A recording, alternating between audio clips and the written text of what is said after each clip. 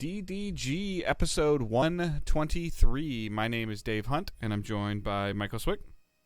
How's it going, Dave? As soon as we start, just immediately my hair just Yeah. completely messed up. But that doesn't matter. Look at the screen. yeah. But it doesn't matter for the people listening at home. Michael's hair is messed up for the audio listeners, and it's like all over his face. Kinda right now, yeah. It's bothering the hell out of me. But how's it going, Dave? How's it going? I'm good. How are you? I'm doing okay. It's I know we do the boring weather talk usually every week, but the weather's really nice, so it's been good to open up every single window in the apartment. And then for me, it's been like an anxiety-filled weekend because I started a new role today, the day that we're recording this. So a new store, new people, new everything, including a new 40-minute drive. That's the best part. Yeah. So, but we are Digital Days Gaming. We are a weekly podcast that goes live every Thursday, 6 a.m. Eastern Time on podcast services. We live stream on Twitch, twitch.tv/Digital Days Gaming, where you're able to subscribe to us if you want. And please check your subscription if you've been subscribed to us before. That'd be super helpful. And as well as you can link your, like I said, your Amazon account to your Twitch account if you have that. You get a bunch of cool stuff. Like I just recently liked Prime Gaming on Facebook, and I forgot about all the stuff that they give out every month. Whether it's I think Madden's on there through Origin right now. There's just a bunch of stuff on there, including in-game stuff. There's stuff for Apex. There's stuff for Destiny. There's stuff for Brawlhalla, I think. There's a whole there's always something in there.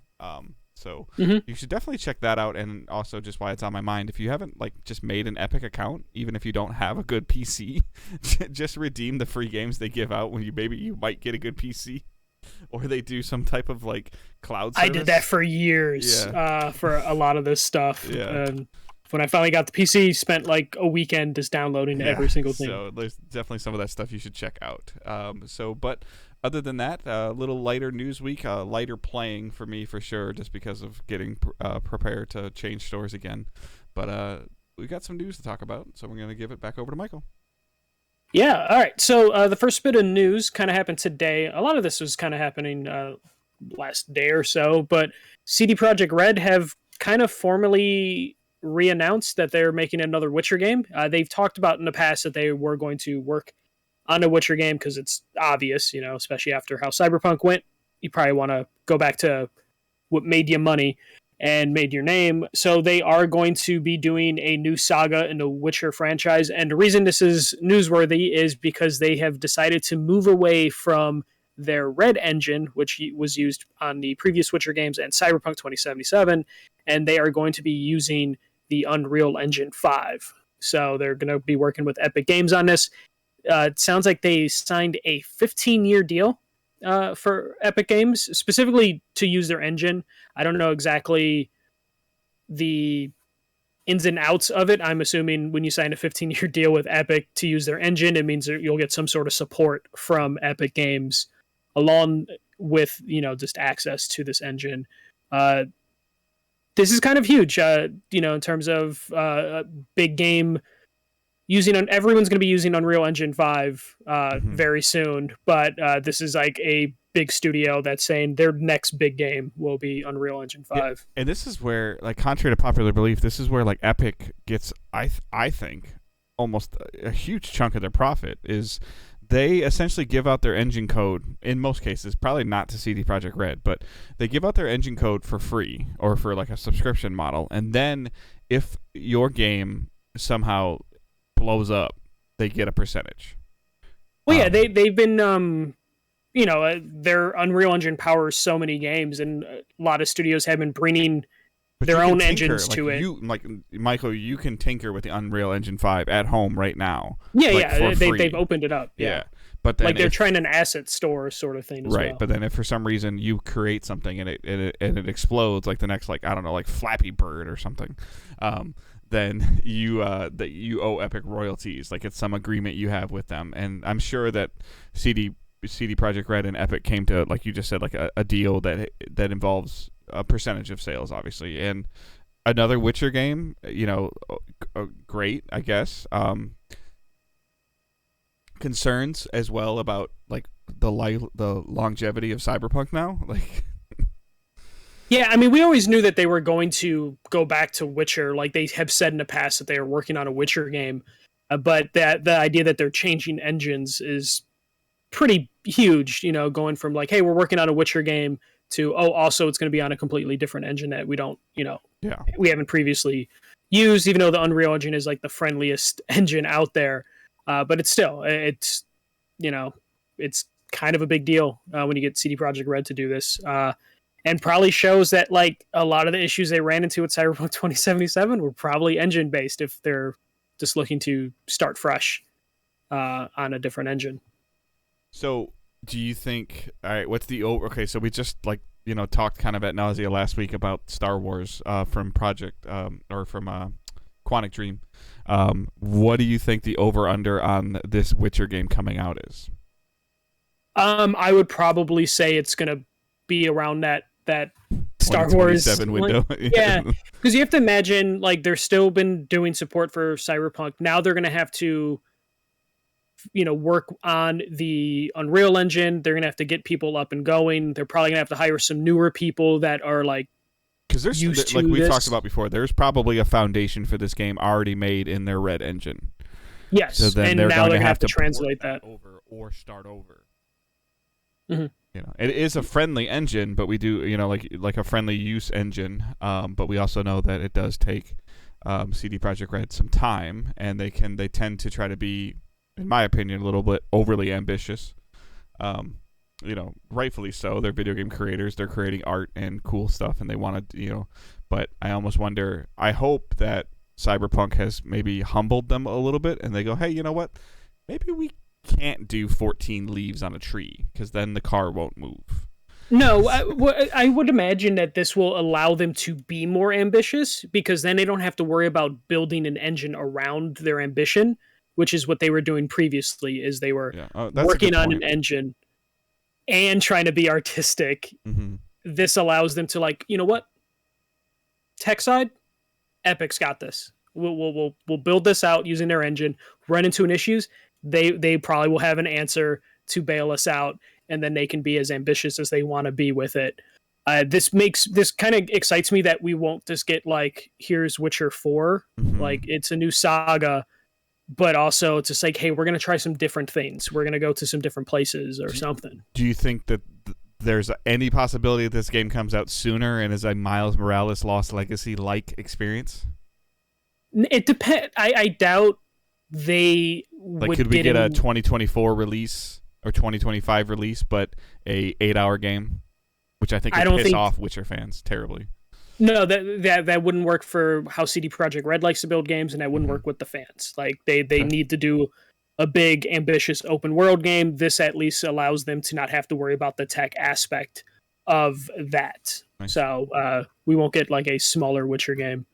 Though CD Projekt Red has a bunch of different projects going. I know we will get technically a smaller Witcher game because they did sign Molasses Studio. They acquired them to make stuff in the Witcher world. Yeah, so like a 15-year deal though, like what does that make? A game and a half for them? Yeah, which is reasonable. For the ambitious maybe games they get the second game out yeah. like right at the end of the contract. Maybe. Yeah, I assume we're getting the next Witcher game within the next 7 years. Okay. We'll see something from them, and then they haven't been afraid in the past to announce a game and then show it at multiple shows. Yeah.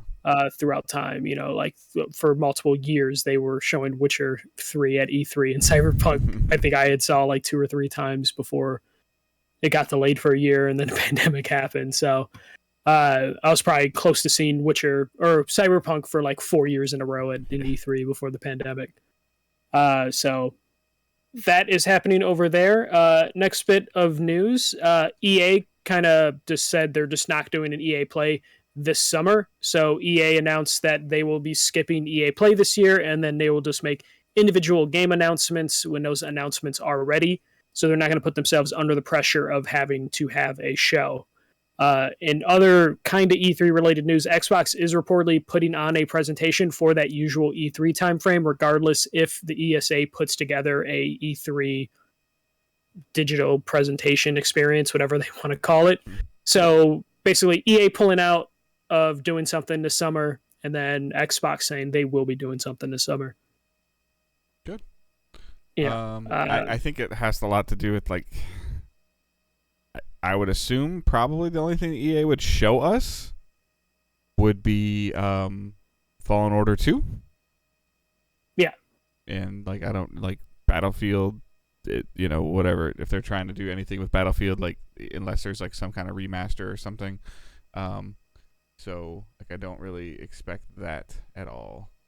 They definitely seem like a company that they didn't have to do a summer showcase, but they felt they needed to, because every year we would have expectations for them, and then it'd be like, oh, here's Madden, for 15 minutes, and here's FIFA for 15 minutes, and every year we would get upset or annoyed that they're spending time on that, and it's literally most of their business model. They've already come out and said like that Dead Space won't be ready, so like they've already kind of just moved stuff away from when they would do the summer thing. I don't think that anybody's ready for an EA play style event post pandemic, because that place is packed. Yeah. No one wants to like go to a physical thing, and even a digital showcase. They don't really have a ton of things that they can show. Like Dragon Age isn't ready. Skate them? Yeah, Skate is them, but they said like they are like nowhere near ready to like show that game. Ready. So And, like nothing's showable. Nothing. It also like they could also just minimize it and do something in late June, late July of just like, hey, we're going to do a Fallen Order event, and they're gonna broadcast it on Twitch, and it'll be an hour thing or whatever. Like, and they can do that. Or maybe just make a Jedi Fallen Order style presentation event, but they don't need the EA Play to do that. Yeah, I think everyone's kind of expecting him to do something at the Star Wars celebration, the May 4th event. So we'll probably get Star Wars there.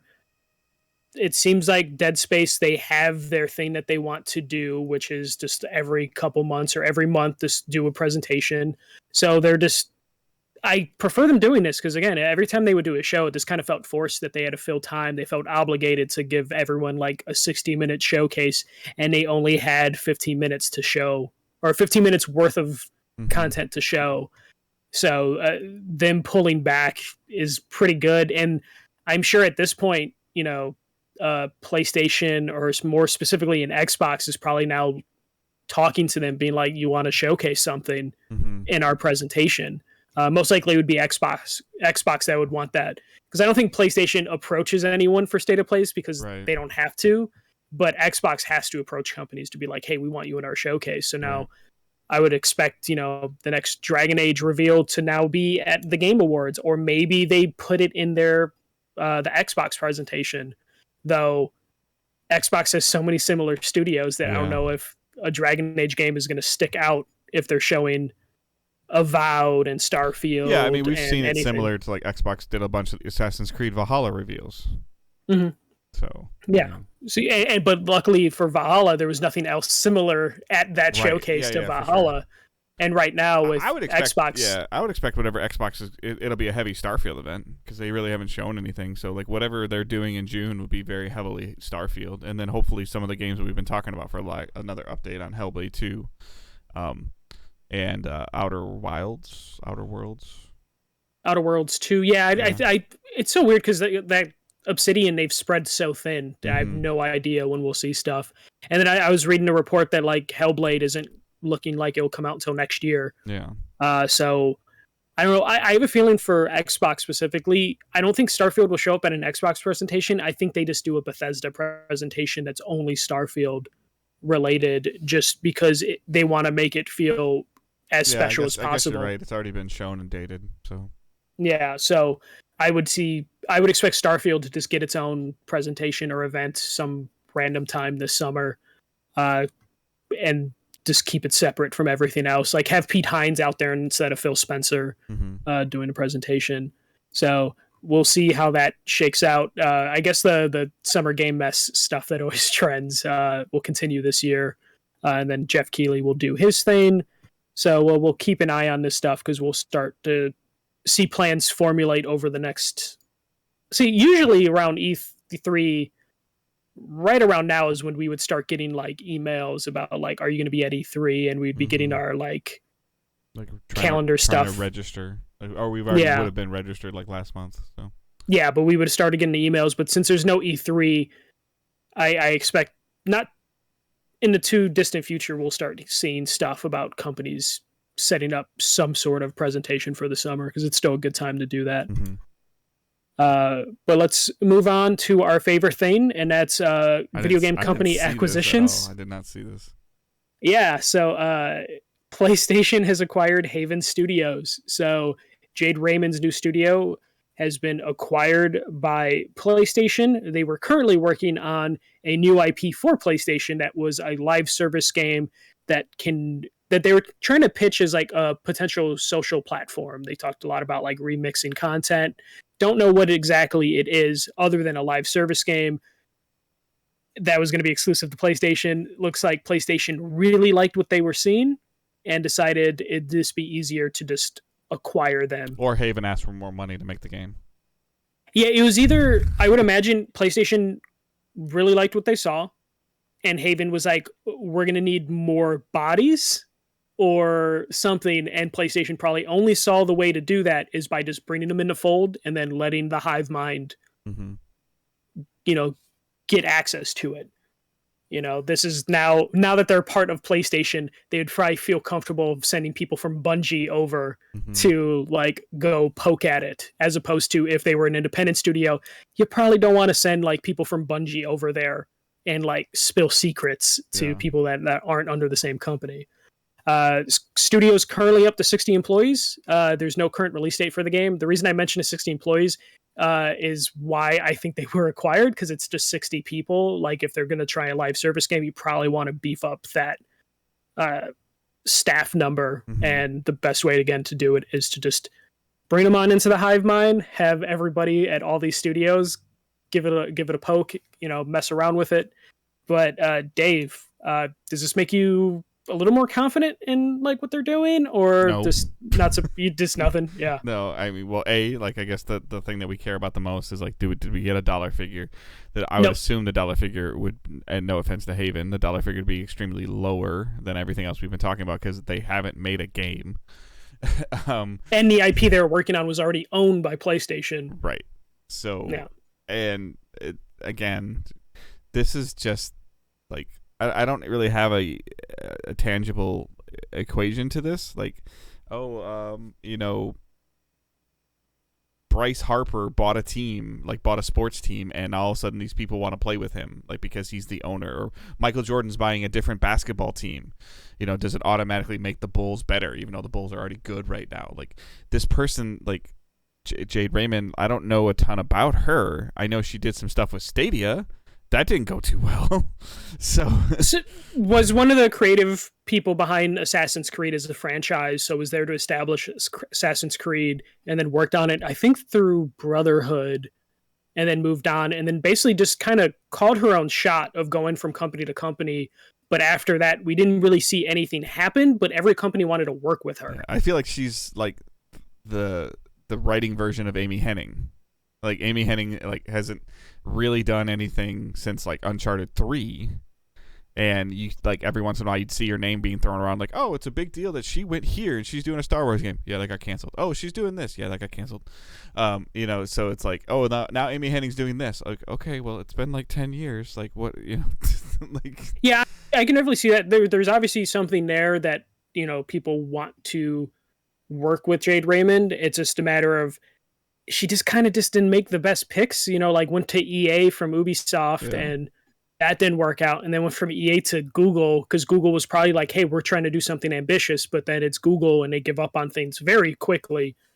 Okay, so technically she's 1 for 3 and she's going for number 4 right now. Like, which almost makes me think that like, because of what you're saying, you're not the only one that says stuff like that. Yeah. So it's one of those things where I would imagine there's an extra motivation to just get this to be a thing. I don't want people to release bad games. I don't want games to be canceled. But it's just kind of one of these things where like it's like a big free agent name, and like, okay, well, maybe you're past your prime. I'm not saying she is. I'm not saying she isn't. But it's like, are you getting paid for what you did or what you're going to do? And I imagine whatever Haven is working on had impressed PlayStation enough, regardless of if they think, like Jade Raymond can bring it over the finish line. they see something in here that they're just like, you know what? Let's just all bring it in the house. So if something happens, it's still on us. And then again, it could be passed over to another team, or it can be worked on by several teams, which is like the PlayStation way of doing things. But this is PlayStation's 18th studio, so they're still building up that stable of developers. But yeah, I'm still interested to see what this is going, because I don't like if this turns out to just be like a first person shooter. Like, I know PlayStation needs one, but like the way they're talking about how they're looking at like Nike ID, TikToks, just how they're looking at how things get remixed. It sounds like could be something ambitious, or it could just be Little Big Planet. And it Little Big Dreams. I need to see what this is going to be. Yeah. Because PlayStation definitely needs their live service game, and they can't just rely on Bungie for everything for that, in terms of like eventually the Destiny train will stop. Yeah. Or stagnant at least. Yeah. Yeah. So they need to like figure out what to do. And, Bungie has their next thing that they're already working on, but they promised 10 live service games by 2026. And they need to kind of stick to that as much as they can. Yeah. But that was it for the news, though there was a Hogwarts Legacy State of Play. I don't know if I know you're not a Harry Potter person. I'm not, but I did watch this two reasons. One, because I was just kind of wanted to see gameplay of this game, and it looks amazing. And enough to maybe it might interest me. I feel like it's changed directions. I thought that they initially were talking about this kind of being like a cooperative game, and it looks more single player now, but I could be wrong about the cooperative part. I just thought there was going to be different wizards, if that's what they are. Or classes. Yeah, I don't know if they... Well, there's definitely different like classes in like as much as you can in terms of like if you're going to be like a botanist or spell focused. And then the second reason is Chandler. Like he's the community manager over there. So that poor guy's Twitter account. Oh man. Man. I started looking at that one day. I was like, oh boy. I had a little chat with him after he announced this, and it was like, man, good luck with that fan base, man. It's gonna be it's gonna be a roller coaster. And I feel bad for him from both directions, because like, okay, one, you're on a highly ambitious game that looks really cool. Like just removing the Harry Potter from it, like a wizard game looks amazing. Like it looks amazing. And then it's in the Harry Potter world where like we're already seeing people like freaking out with a Halo television show that's going to have like a Ford in it. Versus like they're talking about, you're gonna be able to explore areas that you've only seen like as a background in the movie. You're gonna be able to walk around like. Again, I'm not a Harry Potter fan. Please don't kill me for saying this, but you're going to be able to walk around like the wizard table. But there's a lot of stuff to where it's like, you're going to be walking around Hogwarts. I didn't know it was going to be open to where like the parts around Hogwarts was going to be open. And then they said like Hogsmeade, which is like the village that's outside of Hogwarts, that's going to be somewhere you can visit. And I was like, this is a way bigger thing than I was expecting it to be. But continue your point. This might make me...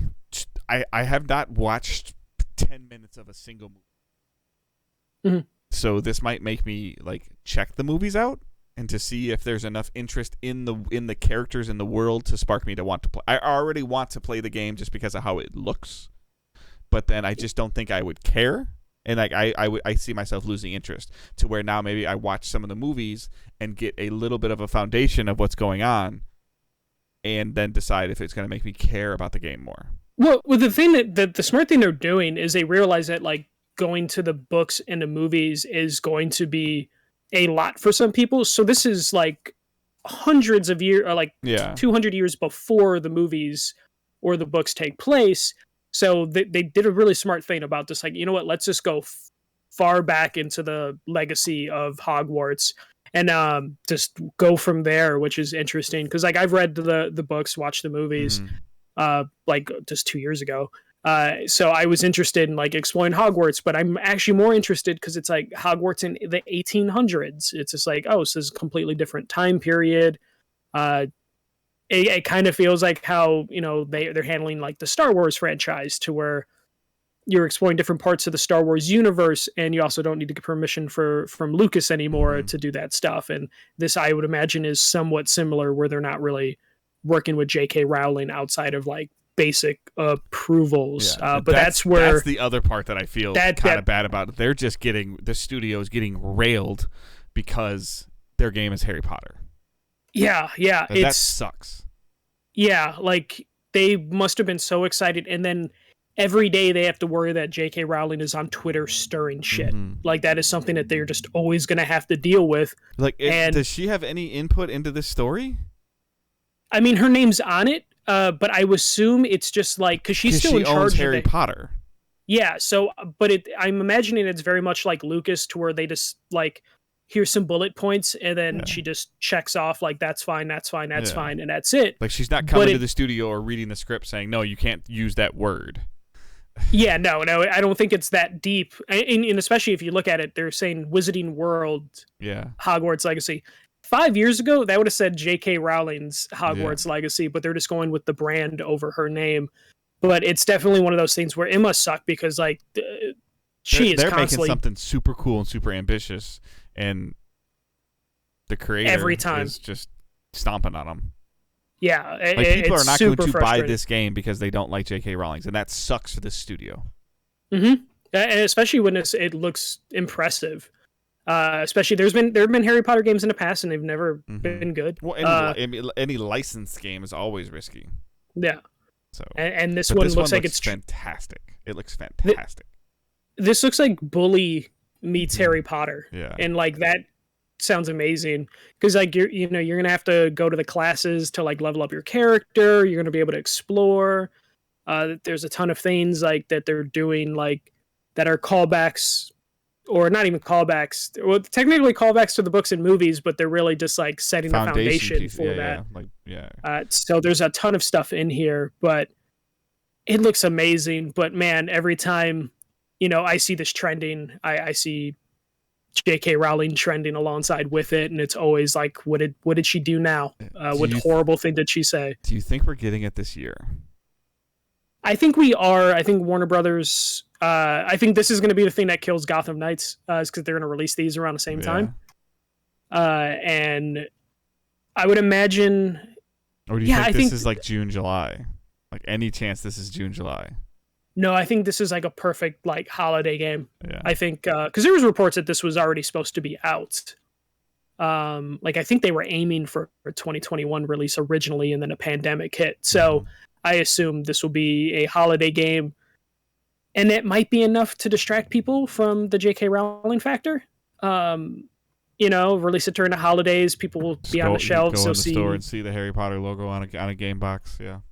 Yeah, as opposed to if it released in June, people are going to just, focus in on whatever J.K. Rowling's doing, but do it around Christmas, and you can probably get people that aren't going to be as aware. There's like a Harry Potter style movie coming out soon, right? Yeah, Fantastic Beasts, I think, is on its third movie, which is already its own thing. Yeah, but this where is like the older version, right? Yeah, so Fantastic Beasts, I think, is like 1950s, and then Harry Potter's is like the 1990. And then this is 1800s. Do you think that I would enjoy Harry Potter movies? Yeah, you probably. They're okay. Okay. They're because I'm not going to read the books. That's for sure. The books are significantly better, but you could say that about any like movie I adaptation. do have a 40-minute drive to work now, so maybe I can start listening to audiobooks. Yeah, it's so there are a set of movies that definitely like they did a good job of aging with the audience in terms of like, hey, most of the people that saw the first one were probably 7, so the movie is very much like here's 12, a joke. Now 16 and now 20. Yeah, and it gets like moody enough by the time it gets to the 8th movie. But there's also 8 movies, so you have to be like, what do you really want to do? Like read the books or watch all the movies? I'll probably watch all the movies. Yeah, so this looks fantastic. Like I'm super excited for this. I do not envy the developers and community manager that has to deal with like making something so cool, and they're just getting shit on by the community that doesn't like a person. Like it just sucks. Yeah, but you have to kind of feel for that fan base too, is because like this is something that they like use that this is something that like informed their lives growing up. This is something that means something Yeah, so no, much to like them. And then the yes, author is yeah, just like, somebody in the I'm early 30s, late 20s, early 30s that loved Harry Potter, loved the books, loved the movies. Like, oh, like they're releasing a video game. This is so cool. Like whether they can introduce it to their kid, like maybe their kid's young enough that they're just starting to do this, like, and then finding out that something that kind of like molded their adolescence is like written by like just a terrible person. yeah. It's terrible. And a person that's frustrating of just like, you have billions of dollars, literally billions of dollars, to shut the fuck up. Go in your house, shut like, your door, close your blinds, sit down. Like I really think I'm sure Disney already is like putting together like, okay, how much money can we throw at her to buy this? And I'm sure Warner Brothers, when AT&T bought them, were like, how much money can we throw at her to just take this away from her and give her like a muzzle? and I think it's one of those things where she doesn't want to get rid of it because she likes the platform to do her talking. So it's crazy. I assumed eventually some corporation's going to buy it from her and muzzle her. But it won't be anytime soon. Yeah. All right, so that's pretty much it for the news. We did get a couple delays, sadly. Advance Wars 1 and 2 being delayed due to the war in Ukraine. This was coming to the Switch, correct? Yeah, it's a Nintendo exclusive. Nintendo's the one who's delaying it. They just are like, we don't want to put out a game right now where you invade other countries in the middle of an invasion. And then Stalker 2 has been delayed until the war in Ukraine is over. Because they're a Ukraine-based studio. Yeah, and originally set for December's release. So real world stuff, the whole thing is like, we'll probably get more game delays because there are studios in Ukraine and Russia. But the Advance Wars one was definitely one of those ones where it's just like, it totally makes sense why Nintendo would not want to put this game out right now. Like, let's just not put a game out that has the word war in it. Especially the premise of this one. Yeah, this is similar, and I'm not comparing the two because they're both terrible things that are going on. Similar to like the 9/11 stuff at one point in time, where we saw some games getting canceled because of, I think Advance War. Was one of those games that was like delayed during that time period. Like activities, Yeah.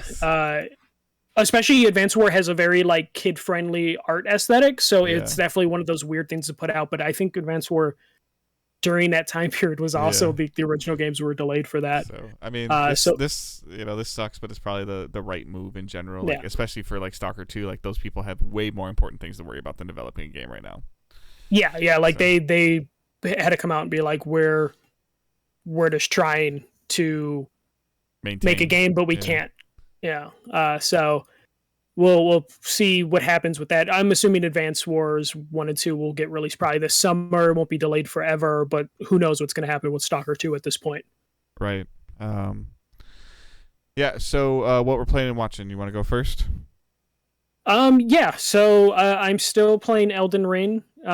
Sorry that has been like the only thing I've been playing for a while, but it is damn entertaining, and Sarah's gotten into it, and she's actually significantly better at the game than me, so I've been watching her play it as well. But just going at bosses, finally have hit a level enough where I'm pretty confident to go to a bunch of different ruins and take down bosses.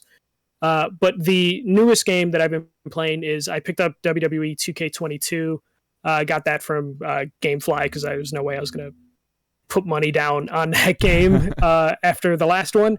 And I will say this is significantly better than the last one, but the last one was so bad that's not saying a lot. So this is a way more sound product. It's not as buggy as the last one. Like, they've did some smart things in terms of simplifying the gameplay mechanics. Like, it's actually easier to play. It's not like overly complicated like the previous games have gotten. But a way they like cut down on the bugs is they kind of just cut to like canned animations, almost like mini like cutscenes, because the camera will just like switch over to show you the move you're doing.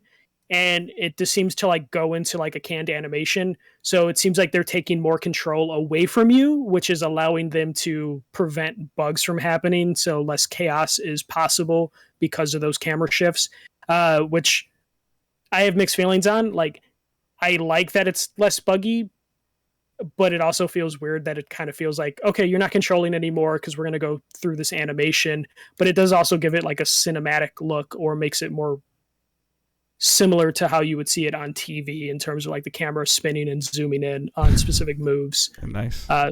So like I like that aspect, and it is easier to play. But this game definitely feels like the first game on a new. This feels like a launch game for a new console, because a lot of the modes feel kind of weak in terms of how deep they are. They're like, there's little depth. They brought back the My GM mode, which basically lets you take control of a Raw or SmackDown or NXT, and from there, you book the show, like you book matches, you make your champion, and then you like can even have wrestlers cut promos. Basically, you're just trying to fill a show, but it's very limited in terms of you're only allowed to book like 3 matches per show and 2 promos. You cannot deviate from that. You have your max 3 matches per show. The rosters, you go through a draft, but you're limited by like an arbitrary amount of money to draft talent. And it just kind of leads you to having like a roster of like 10 people.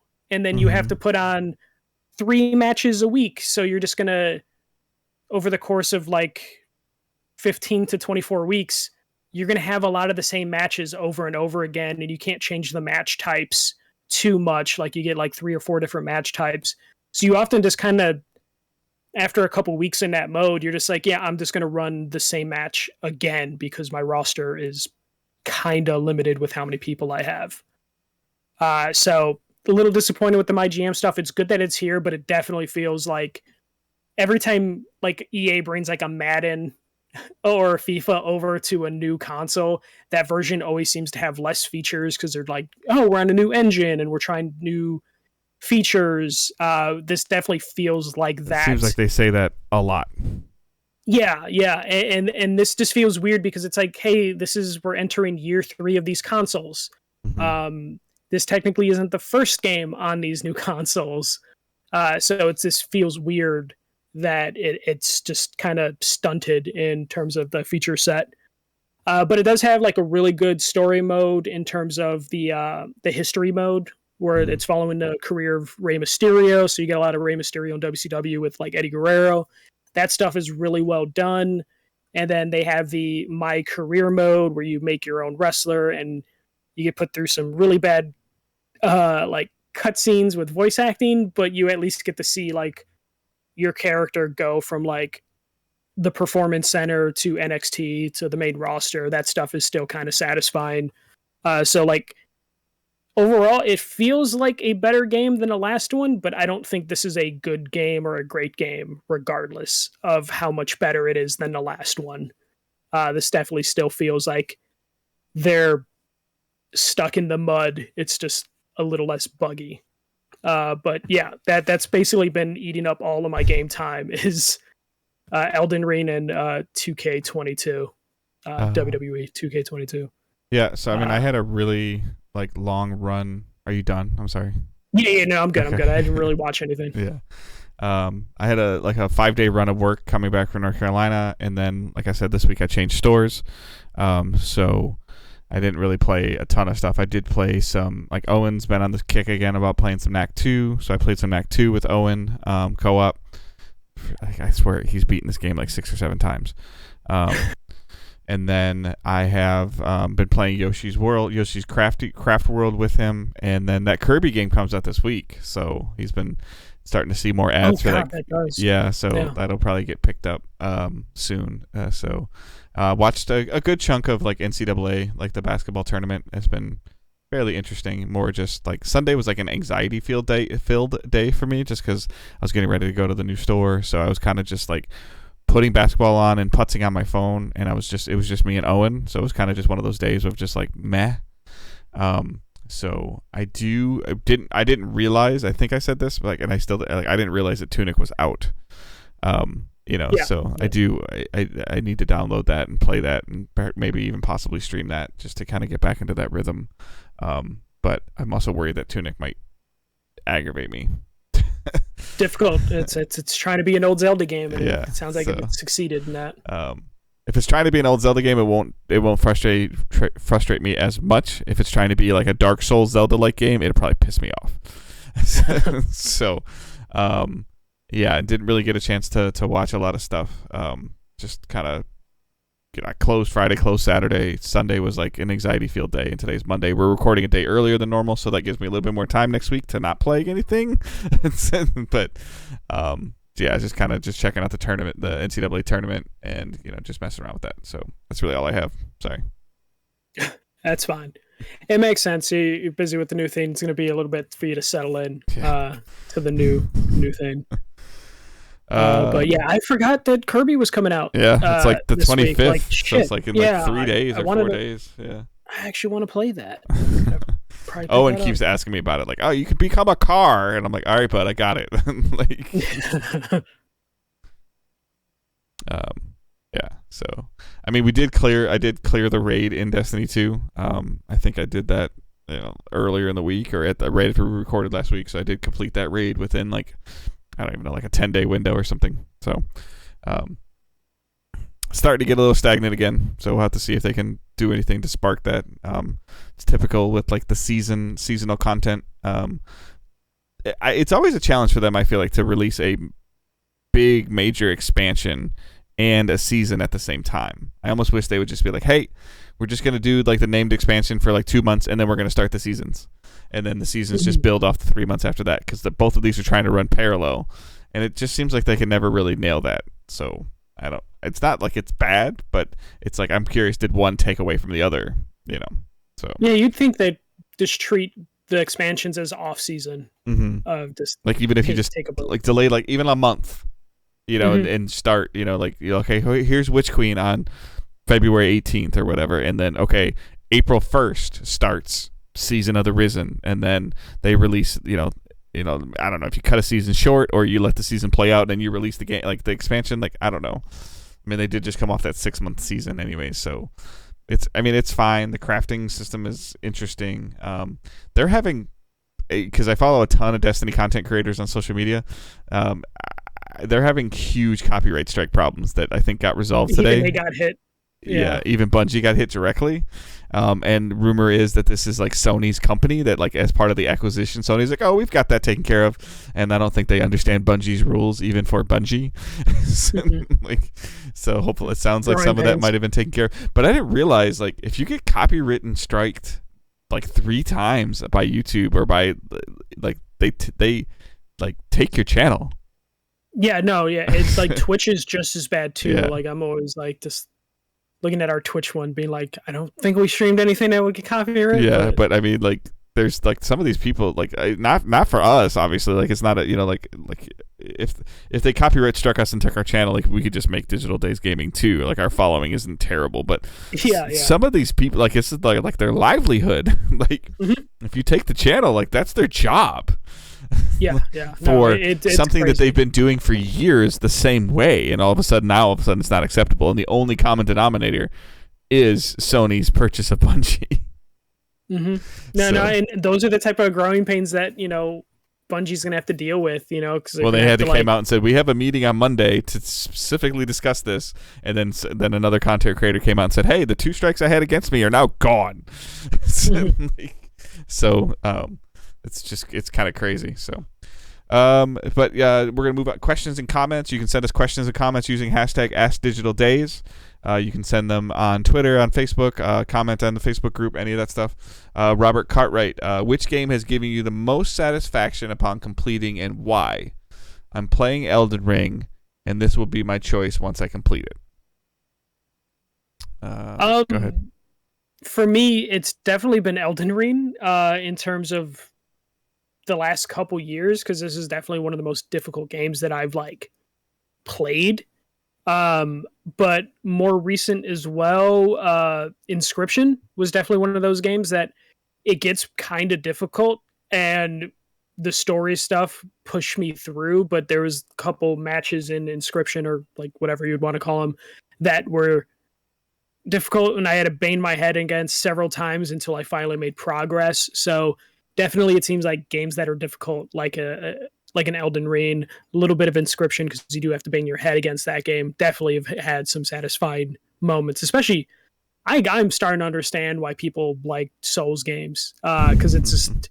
I talked about it last week. I don't think the Souls games are necessarily that difficult. It's just a matter of just learning how the game wants you to play it, and it wants you to play different than other games do. So finally figuring out different aspects of Elden Ring have been very satisfying, in terms of like, oh, this boss is going to destroy me, and then it does like 2 or 3 times, and then you finally figure it out. It's like when you get stuck in a puzzle in a game that you can't figure out, and then you come back to it the next day, and you're just like, oh, I'm stupid. I just solved it immediately. So definitely for me, like, Elden Ring is up there now. I don't really play any games that I think would be satisfying to complete. Partially because like I look at something like that, I'm like, I don't want to stress out when I play a game. Like that's kind of something like I try to avoid. So I can't really think of anything like. There's got to be an armor set that was satisfying to complete, or a gun to get in. That's random Destiny. Drops though. That's not like a grind.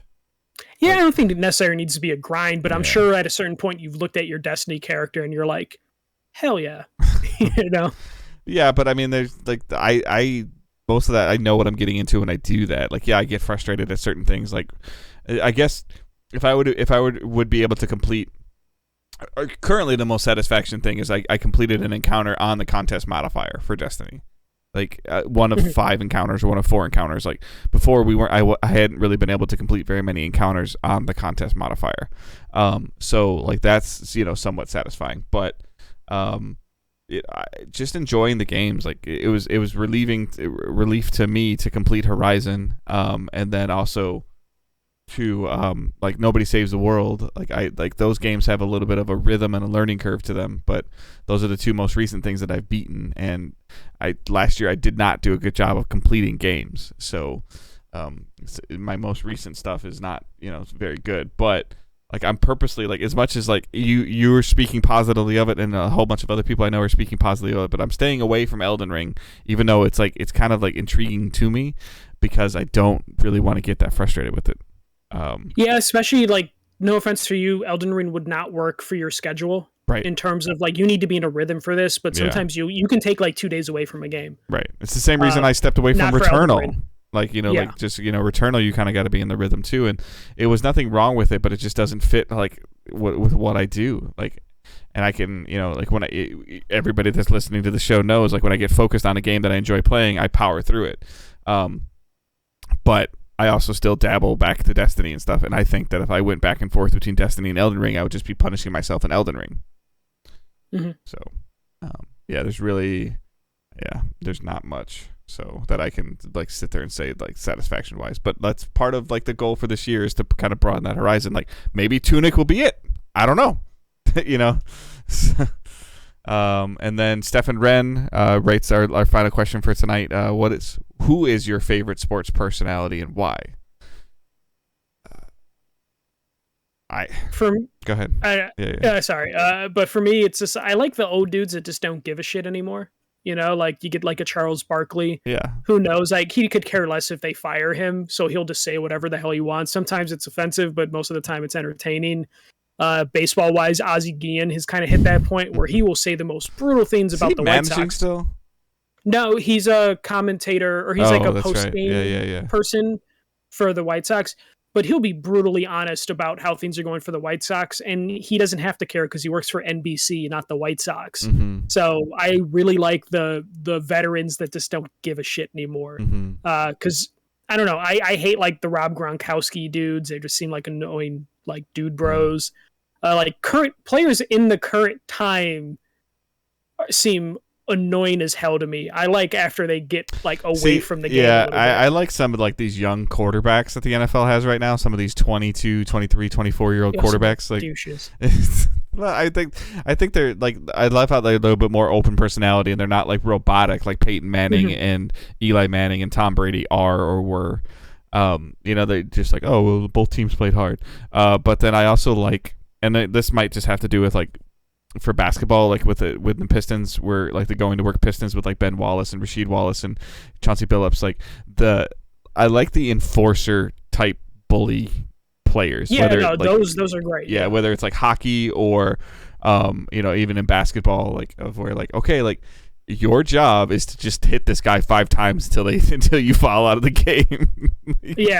No, like when like Charles Oakley like Rodman, playing, like removing Rodman from like Rodman's personality as like a persona, but like Rodman as a player.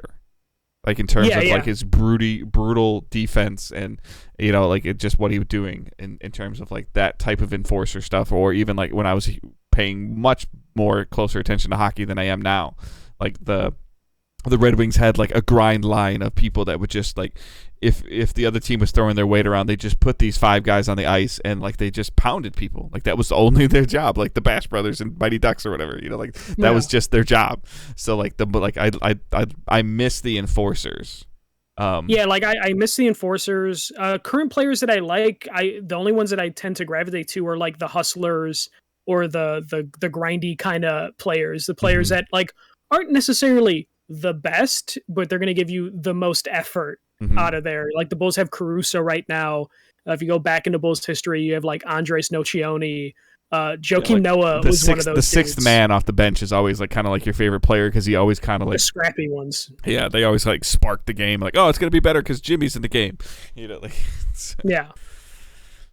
But give me the crusty veteran, like that just doesn't care anymore. Like those are the best. Yeah, they're out of touch, but man, are they brutal sometimes, and it's great. Yeah. I also like. I know you don't watch as much football as I do, but I really like the offensive lineman analysis, like the guys that are retired offensive linemen, and they kind of like talk about more of like what really goes on within football because they're not the quarterback, they're not the wide receiver, they're not the running back. They're like, I weighed 325 pounds for 5 years, and I just pushed men around. So, the security guards of the NFL, yeah. Though I could only name Olin Kreutz as an offensive lineman. There's a lot of them just in, like offensive linemen and defensive linemen. Like whether you watch ESPN or NFL Network, there's a lot of them that are there now, and they're super entertaining. So. All right, that's our show for this week. So you can follow us on the social channels. Twitter is @DigitalDaysPod for the main account. Michael is @TheFirstMJC. Mine is @GoodDaveHunt. We've got a Facebook group, a Discord server, Patreon, Teesprings account. All those things are linked in the show notes. So go ahead and join the groups, join the Discord, hang out, start conversations. You don't necessarily have to wait for Michael or myself to start them. So if you see a trailer, you want to talk about it, post it. That's fine. If you see something cool happening, just in general, feel free to post it anywhere. Obviously our patreon.com/digitaldaysgaming. $1 is the tip jar. $3 gets you Discord access to a different channel. $5 gets you the podcast 24 hours early, and $7 gets you the monthly podcast. The most recent one is the Uncharted movie review that my wife Angela and myself recorded. We haven't figured out March's yet, so send us the stuff in because March is almost over. So I'm sure Michael will be texting me someday randomly tomorrow at like 10 o'clock at night, like, hey, when are we doing this? Most likely. I'll be like, I have 3 ideas. They're all bad. So we would love one of your ideas because it just means that either your idea gets used or your idea sparks something that we use. That's literally how it works. So even if you're not a Patreon supporter and you have a suggestion, like suggest it. And maybe if we do it, like you'll become a supporter because you want to hear it. I don't know. So other than that, I hope everyone has a great week and keep moving forward. Don't be a dick. See ya.